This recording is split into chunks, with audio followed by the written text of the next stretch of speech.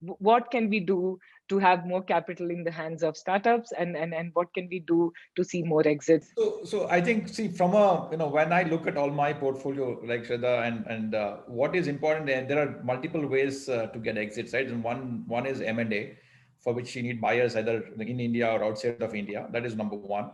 Second one is, like you said, rightly pointed out, listing in India, and then obviously you startups could not list on the regular market that is available today. So you have to create a new place, new exchanges to do it, which we are working with SEBI on. iSpirit is, and other organizations are working with SEBI on innovative growth platform, right? Which is exactly the platforms where a Series B raising startup can come and list before they can go on the onward journey into actually becoming a public company listed.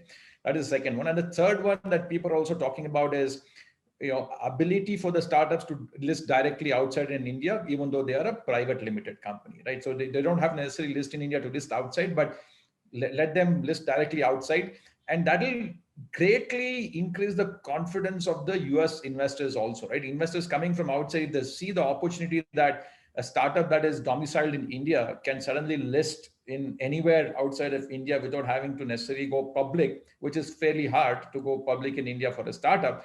I think you're going to open up confidence for the international investors, and the ability for the startups to get exits, whether it's in India or through an M&A or a listing outside of India. I think you just need to enable all options, because you never know which option will work, right?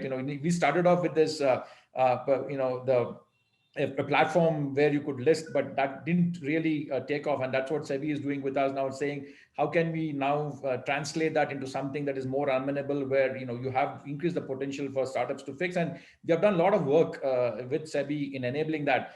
But I think you should look at this holistically. It's just not one, just open up all possible opportunities for exits, because if you don't see exits, then there is this deep trouble coming, deep trouble brewing, because you'll not see just people putting money. They also want to know how to get an exit. And secondly, to what Rishabh and Indruj also said, how easily can they exit, right? If you say, yeah, we can exit, but you have to jump 10 hurdles before you see the money come, hit the account, it will not work. I think hence, enabling multiple exits and also making it easy for investors to get their money back, I think those are the key efforts that we need to do. And then, everything is underway. It's just that we need to speed up the process and get the IGP going, get the ability to list outside going, and also the ease of business of getting the money back once you do an M&A also needs to be accelerated. Because even today, when in fact, I spoke to a investor, Silicon Valley investor in the morning, and I said, would you invest in an Indian domicile startup? He said, answer no. I said, why? Why Yeah. do you want to invest? He said, no, one is liability. I said, what liability? There's no liability anymore. I'm not taking any liability. That's one thing. Oh, okay. And then the second one was, we will not be, the one is liability and one is IP. I said, there's no issue with IP now. And the third one is, how will I get my money back? I said, if you're a AIF, there's absolutely no problems. You can see the money flowing back into you very easily. RBI allows it.